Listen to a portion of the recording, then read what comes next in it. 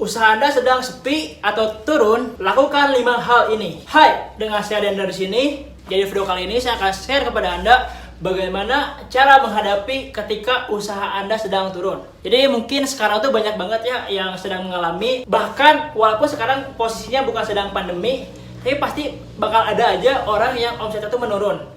Jadi ketika usaha Anda sedang turun, mungkin tips ini bisa membantu Anda untuk menyelesaikan problem yang Anda hadapi.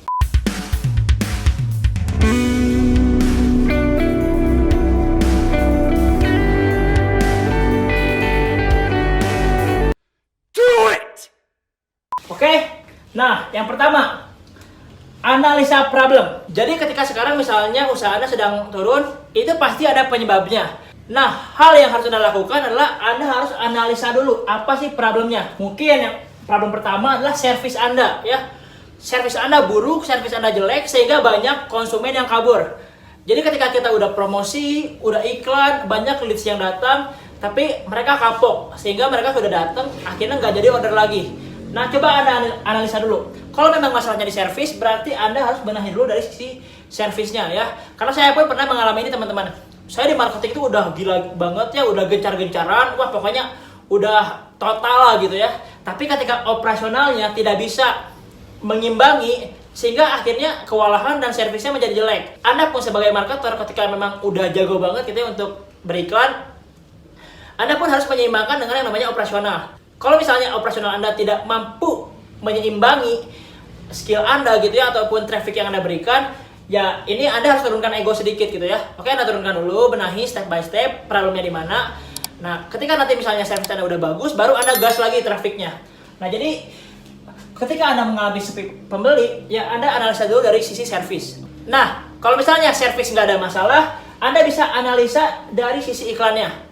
Oke? Nah, mungkin Anda sepi pembeli karena Anda sudah beriklan, tapi Anda tidak bisa mendapatkan prospek sesuai target yang Anda buat. Jadi mungkin iklan Anda tidak tepat atau iklan Anda asal gitu ya. Nah, jadi iklan yang Anda buat tuh tidak bisa menarik leads atau market. Nah, kalau misalnya problemnya di iklan, coba Anda analisa apakah penawarannya kurang menarik, atau memang produknya tidak dibutuhkan oleh market, atau misalnya konten Anda yang kurang menarik. Nah, Anda analisa lagi gitu, dari iklan pun bisa ada berbagai macam jenis gitu ya. Apakah kontennya, apakah offernya gitu ya, penawarannya. Nah, Anda bisa cari gitu ya, apa sih penyebabnya. Nah, kalau misalnya Anda bisa menemukan, ternyata ketika Anda ganti konten iklan hasilnya seperti bumi dan langit gitu ya, itu saya pernah merasakannya, teman-teman. Ketika saya ganti konten iklannya yang tadinya jelek, hasilnya bisa naik banget gitu. Nah, jadi ketika misalnya Anda lagi sepi, coba deh Anda ulik-ulik lagi soal konten iklannya. Jadi kalau misalnya konten iklannya tepat, itu bisa berubah 100 derajat gitu ya, kayak si orderannya tuh. Nah, lalu yang ketiga, Anda analisa apakah kompetitor yang menjadi penyebab usaha Anda sepi gitu kan. Misalnya nih, Anda udah jualan, tiba-tiba muncul kompetitor yang memberikan penawaran yang lebih menarik, sehingga mengambil market Anda gitu kan, mengambil pasar Anda. Nah, Anda coba analisa lagi gitu kan, seperti contoh gini teman-teman, Nokia gitu ya, dulu Nokia tuh raja handphone gitu ya, pokoknya handphone sejuta umat.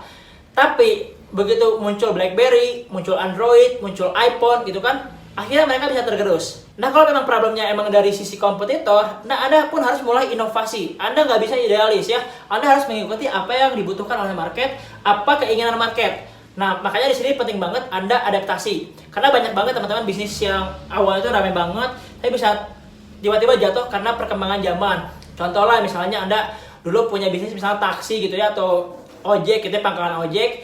Tiba-tiba muncul nih kompetitor ojek online gitu kan, yang tadinya rame, orang-orang mulai beralih ke aplikasi online. Nah, mau nggak mau ya Anda harus mengikuti arus gitu ya, mengikuti zaman. Kalau misalnya Anda idealis dan tetap memaksakan, padahal market udah berubah nih sifatnya, ya itu tetap aja bisa membuat bisnis Anda menjadi sepi. Jadi analisa problem dulu, lalu Anda cari penyelesaiannya tuh seperti apa ya. Kalau misalnya Anda bisa membereskan problem yang ada, makanya Anda nanti bisa laris lagi jualannya.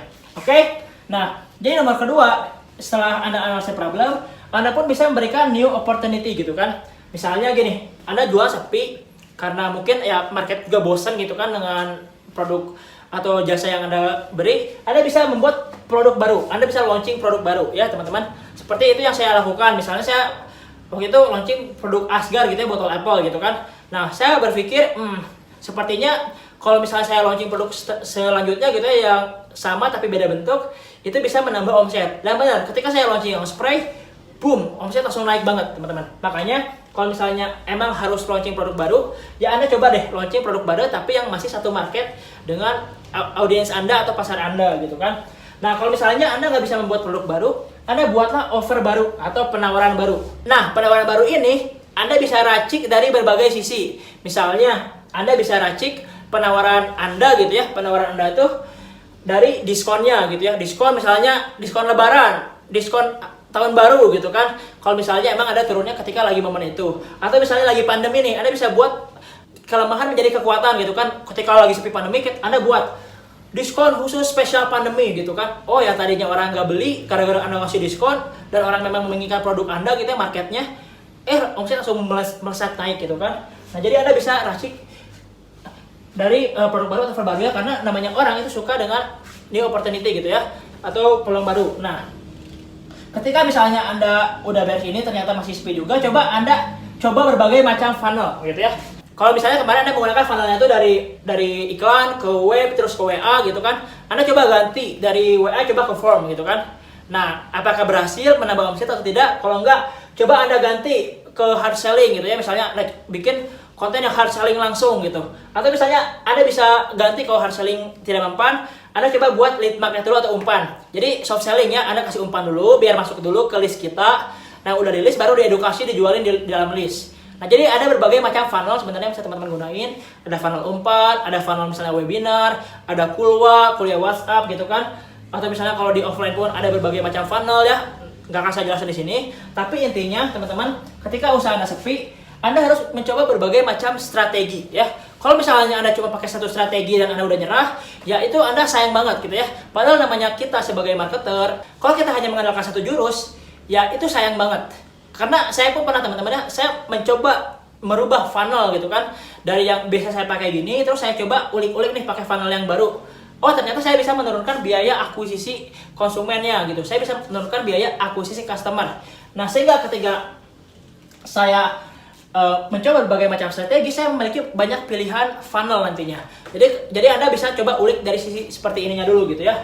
Jadi kalau misalnya Anda usahanya sepi, jangan buru-buru ganti bisnis, analisa dulu. Kecuali memang Anda udah mencoba berbagai macam jurus, mencoba berbagai macam strategi dan memang masih sepi gitu ya, itu Anda boleh coba nanti ganti bisnis. Lalu yang keempat, Anda bisa kelola database yang udah ada. Misalnya Anda punya database customer gitu kan, Anda punya 1000 konsumen yang akhirnya Anda punya 1000 konsumen yang sudah pernah membeli produk yang Anda jual. Nah, ketika Anda sudah punya database seperti ini sayang banget kalau didiemin. Makanya misalnya gini teman-teman, kalau misalnya ke bank gitu kan, atau misalnya teman-teman memakai kartu dari sebuah operator gitu ya, itu teman-teman kadang-kadang suka ditelepon gitu kan. Misalnya ditawarkan program-program, misalnya Anda ke bank BCA gitu kan, langsung database Anda tuh udah didapetin gitu ya sama si bank tuh. Lalu nanti bakal ada si salah satu yang telepon Anda. Halo Pak, saya dengan ini dari bank BCA. Saya karena data Bapak terdaftar sebagai nasabah kami di sini. Nah, di sini saya mau menawarkan sebuah program, misalnya entah asuransi lah, entah program apalah gitu ya. Pokoknya banyak program-program yang bisa ditawarkan kepada database yang sudah Anda punya gitu ya. Anda bisa kelola database, Anda bisa membuat promo, Anda bisa cross selling gitu kan. Cross selling itu jadi Anda bisa menawarkan produk lain dari produk utama yang Anda punya gitu kan. Nah, intinya bagaimana caranya memaksimalkan database yang sudah pernah beli supaya repeat order. Itu adalah salah satu strategi yang saya gunakan juga teman-teman. Ketika misalnya penjualan menurun, iklan lagi misalnya mahal-mahalnya banget gitu ya. Makanya penting banget teman-teman punya database. Ketika Anda punya database, Anda bisa kelola nih si database Anda. Misalnya Anda punya 10.000 data, 10.000 buyer, 10.000 konsumen. Ya, katakanlah misalnya Anda sepi banget dari 10.000 database yang Anda olah, Anda bisa closing 3.000. Ya, 3.000 orang itu kan udah lumayan banget ngebantu gitu ya. Jadi, lagi-lagi kalau teman-teman pengen rame bisnisnya, banyakinlah prospeknya ya. Oke? Nah, lalu yang kelima, ikuti tren. Kalau Anda udah coba semua hal gitu ya, dan benar-benar nggak laku, Anda coba bisa cari produk yang memang lagi rame dan sedang tren-trennya gitu kan. Nah, misalnya Anda jualan produk yang memang nggak laku gitu ketika di bulan puasa ya.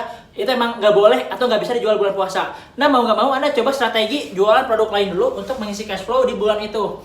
Jadi Anda bisa misalnya, oh lagi puasa, Anda biasanya jualan produk apa gitu ya yang nggak laku di bulan puasa. Nah tapi di bulan puasa tuh lagi rame-ramenya jualan kuliner, jualan fashion. Nah Anda bisa coba alihkan, budgetkan itu di bulan itu untuk membackup cash flow Anda dengan produk yang lagi tren di saat itu gitu.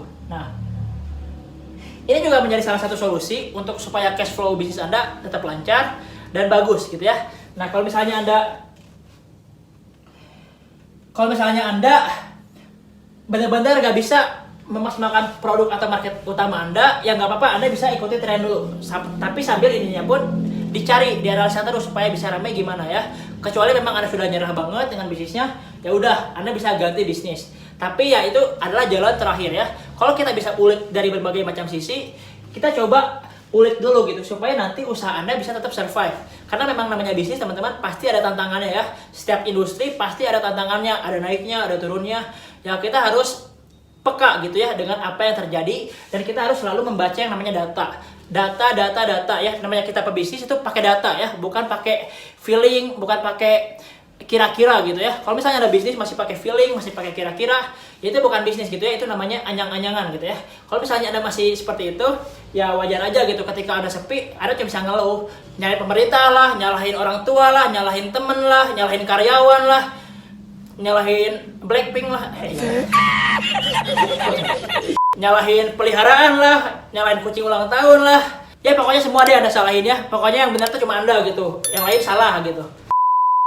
Kalau misalnya Anda sekarang bisa sepi, lakukanlah 5 hal ini.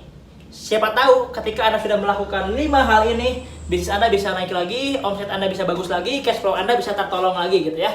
Namanya pengusaha teman-teman, jangan cuma semangat bisnis ketika lagi rame doang. Nah ketika lagi turun pun kita punya skill yang namanya survive. Dan kita harus punya namanya skill problem solving. Jadi ketika ada tantangan, ada masalah, nah disitulah skill kita diuji gitu ya. Semakin jago seorang pengusaha membereskan suatu masalah, maka semakin besar penghasilan yang akan dia dapatkan. Oke, mungkin segitu aja video kali ini. Semoga bermanfaat teman-teman.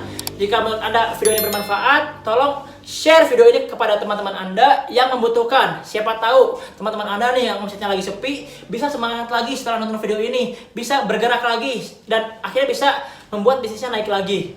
Dan kalau misalnya Anda punya pertanyaan seputar video ini, Anda bisa komen aja di bawah. Nanti akan saya buatkan videonya khusus untuk Anda. Dan harapan saya bisa membantu Anda untuk bisa melariskan penjualannya dengan skill marketing dan jualan. Jangan lupa like, comment, share, dan juga subscribe. Segitu aja video kali ini. Saya dan Indira. Kita ketemu di next video. Bye-bye.